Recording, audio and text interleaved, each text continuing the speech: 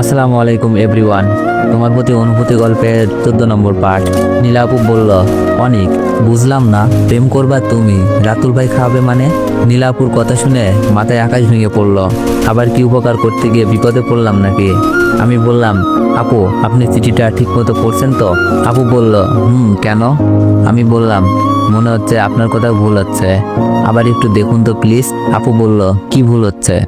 আমি বললাম, চিঠি আমি না, রাতুল ভাইয়া দিছে, আর রাতুল ভাইয়া আপনাকে অনেক ভালোবাসে। নীলা আপু চিন্তার ভাঁজ নিয়ে বলল, ফাজলামো করো? আমি বললাম, না আপু, ফাজলামো করবো কেন, কাগজে লেখাটা আরেকবার পড়ুন। আমার কথা শুনে আপু কাগজটা বের করে আবার মনে মনে পড়ল। নীলা আপু বলল, তাই তো, আমি তো শেষের লাইনটা পড়িই নাই। তুমি যেভাবে বলছো আর যেইভাবে লেখা ছিল, যে কেউ ভাববে তুমি প্রপোজ করছো। আমি বললাম, আমার জন্য না হয় হ্যাঁ বলছিলেন, তাহলে রাতুল ভাইয়ার জন্য কি? নীলা আপু বলল, রাতুল ভাইয়া তো আমার ক্রাশ। আপুর কথা শুনে আনন্দ রাখি কই, যাক কোনো সিন ক্রিয়েট হয় নাই। হেই এভরিওয়ান, আপনারা অনেকেই কমেন্ট করছেন যে এই নীলা সেই কক্সবাজারের নীলা না তো? আরে না না ভাইয়ারা, এটা হচ্ছে গল্পের আমাদের রাতুল ভাইয়ার গার্লফ্রেন্ড। রাতুল ভাইয়া অর্ডার দিয়ে চলে আসছে। আমি ভাইয়াকে বললাম, ভাইয়া আপনারা কথা বলেন, আমি ওই টেবিলে আসি, আমার তো আজ খাবার দিন। আমি অন্য টেবিলে চলে গেলাম, সাথে রিমি আর আশাকে ফোন দিলাম রেস্টুরেন্টে আসার জন্য। আমি একা খেলে খারাপ দেখাই। 5 মিনিটের ভেতরে ওরা এসে হাজির। আশা বলল, অনেক আজ হঠাৎ ডাকলা? আমি বললাম, আজ তোমাদের খাওয়াবো, যত ইচ্ছা যা ইচ্ছা খাবে। রিমি বলল, আগে বলনি তো? আমি বললাম, এটা তো সারপ্রাইজ ছিল। রিমি বলল, যাক ভালোই হয়েছে, আমি মাত্র খেতে যাচ্ছিলাম। আশা বলল, আমাকেও ডেকে গিয়েছিল ভাবি। আমি বললাম, আচ্ছা কথা রাখো, এবার খাও। আমার ইচ্ছা মতো আমি খাচ্ছি, রিমি আশা তাদের ইচ্ছা মতো। আশা বলল, কিসের উপলক্ষে অনেক? আগে খাও, তারপরে যেতে যেতে বলছি। আমি খাবার সময় কথা বলতে পছন্দ করি না। খাওয়া দাওয়া শেষ করে রাতুল ভাই আর নীলাপুর কাছ থেকে বিদায় নিলাম। রিমি আশাকে নিয়ে চলে আসলাম। আমাদের বিল মিনিমাম 5,000 মতো হবেই। ভাইয়া হয়তো এতটা আশা করে নাই, আর আমাদের দিকে তাকানোর সময় ছিল না, কারণ প্রেমে ডুবেছিল। হয়তো রিমি আশাকে দেখেই নাই।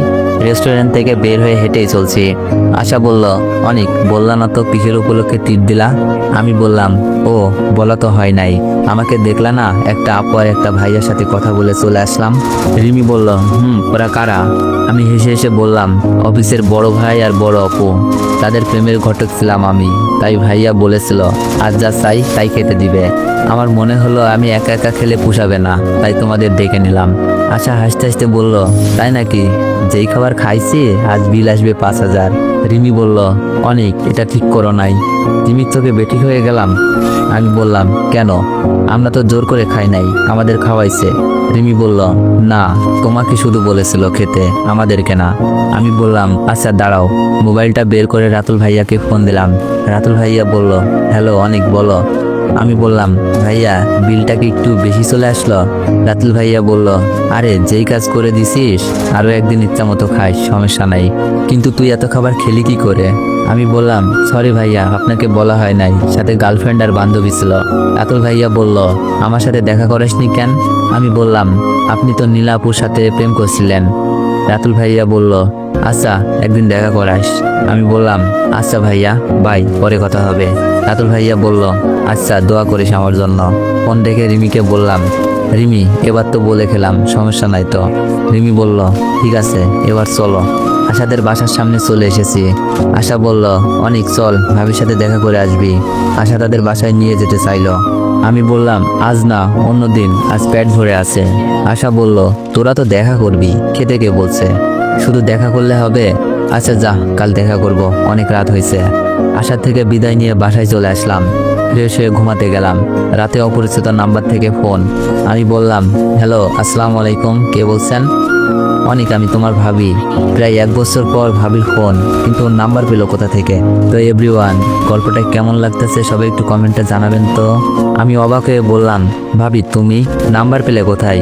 ভাবি কান্না মাখা ভাব নিয়ে বলল, কি মনে করছো তুমি? তুমি কথা না বললে সবকিছু সমাধান হয়ে যাবে? আমি বললাম, সরি ভাবি, একদিন কথা বলার কারণে তোমাকে 1 মাস বাপের বাড়ি থাকতে হয়েছে। আমি চাই না আমার জন্য আর কোনো সমস্যা হোক। না অনেক, এখন সময়টা আগের মতো নাই। পরিবারের সবাই যেন নিস্তেজ হয়ে গেছে, কেউ কারোর সাথে কথা বলে না, খুব দরকার ছাড়া। ভাবির কথাগুলো কান্না মাখা কণ্ঠে শোনা যাচ্ছে। একটা সময় ছিল আমাদের পরিবারটা হাসি খুশিতে মেতে বেঁচে থাকতো।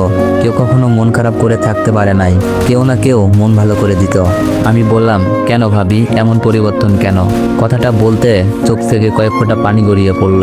ভাবি বলল, কেন জানো না, মিথিলার মিথ্যা অভিনয় হয়তো আম্মু আব্বুর মুখে রাগ হয়েছে, কিন্তু মন থেকে ঠিকই বলছে আমাদের ছেলেটা এত খারাপ না।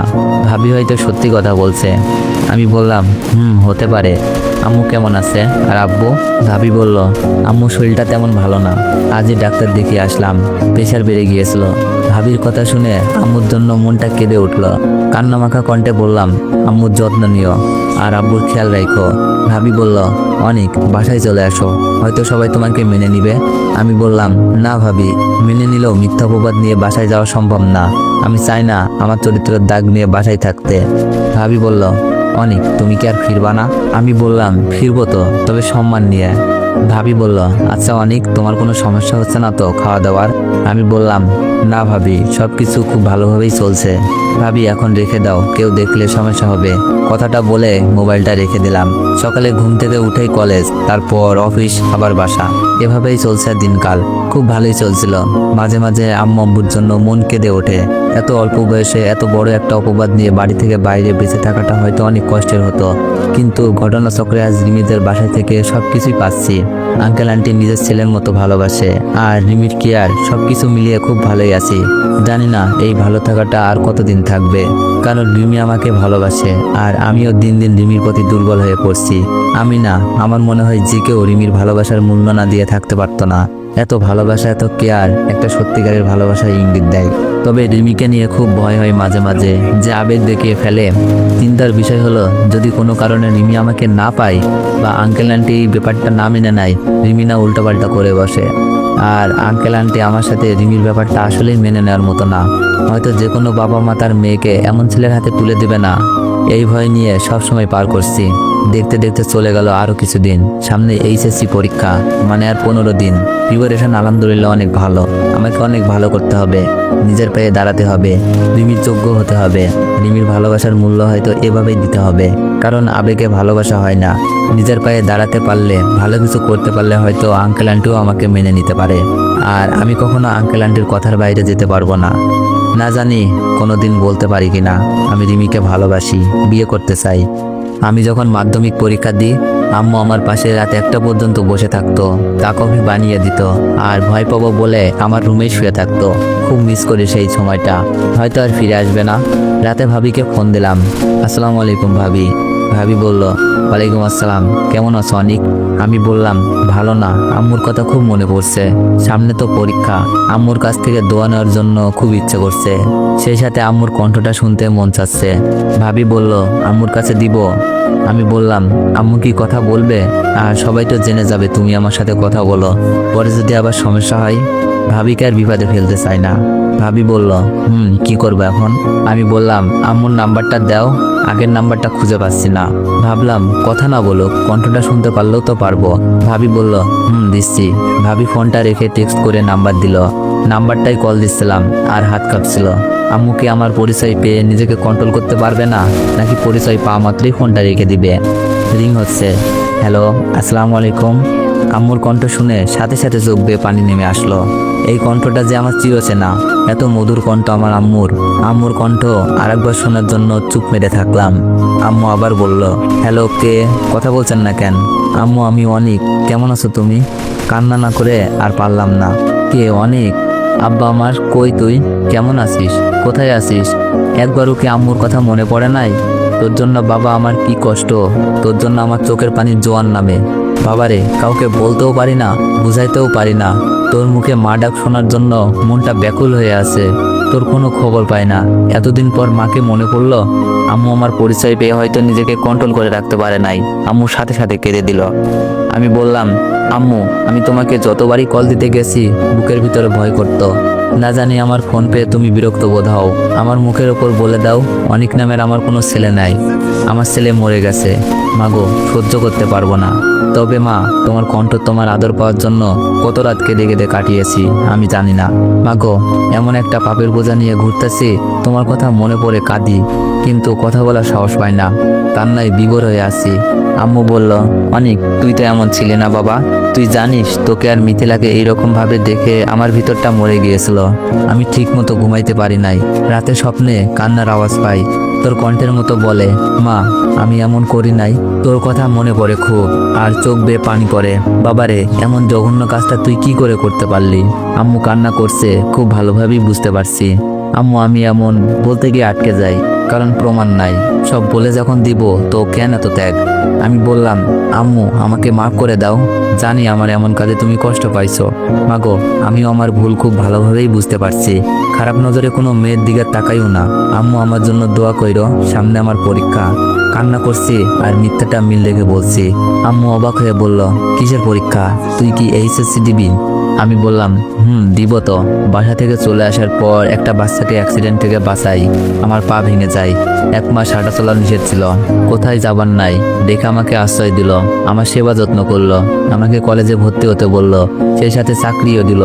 আন্টি আঙ্কেল অনেক ভালো, আমাকে অনেক আদর করে। আম্মু বলল, বাবা দোয়া করি, কিন্তু আমাকে একটা সত্যি কথা বলবি? আমি বললাম, বলো আম্মু। তুই কি সত্যি মিথিলার সাথে এমন করেছিলি? আম্মু আবার কেঁদে দিল, হয়তো না শব্দটা শুনতে চাচ্ছে। আমি বললাম, আম্মু এখন এসব বলার সময় না। কোনো একদিন হয়তো সবকিছু শুনতে পাবা। তবে একটা কথা বলি, আব্বুকে বইলো না আমি ফোন দিয়েছিলাম। আব্বু অনেক কষ্ট পাবে। রাখি মা, আর আমার জন্য কেঁদো না, খুব ভালোই আছি। আর কোনটা সত্য কোনটা মিথ্যা সব তো চোখের সামনেই দেখলা। কথাটা বলে ফোনটা রেখে দিলাম। পরীক্ষা চলে আসলো। আম্মুর সাথে মাঝে একবার কথা হয়েছিল। আম্মু শুধু সত্যটা জানতে চাই। হয়তো ভাবি সবকিছু বলে দিছে, আর আম্মুর মনে সেগুলো জায়গা করে নিছে। আর আম্মু যে আমার কণ্ঠ স্বপ্ন শুনতে পাই, কেন জানেন? এটার একটা বৈজ্ঞানিক ধারণা আছে, না বলি। খুব ভালো লাগছিল আম্মু আমার প্রতি এমন ধারণা করার জন্য। পরীক্ষা দিচ্ছি, খুব ভালোভাবে পরীক্ষা শেষ করলাম। প্রতিটা পরীক্ষায় অনেক ভালো দিয়েছি। এখন শুধু রেজাল্টের অপেক্ষা। ফ্রি টাইম পার করছি। পরীক্ষার পর আসা আমি আর রিমি অনেক জায়গা থেকে ঘুরে আসি। রুমে শুয়ে আছি। আন্টি আমাকে বলল, অনেক, বাবা তুমি একটু বাসায় থেকো। রিমির মামাতো ভাই জাপান থেকে আসছে, আমরা রিসিভ করতে যাচ্ছি। রিমির মামা, কেউ কোনোদিন বলে নাই রিমির মামা আছে। রিমি তো বলছিল রিমির মামা নেই। তাহলে? আন্টি বলল, ও তুমি অবাক হচ্ছ? রিমির মামা তো অ্যাক্সিডেন্টে মারা যায়। রিমির মামাতো ভাই লেখাপড়া করার জন্য জাপান থেকে যায়। অনেক বড় চাকরি করে সে।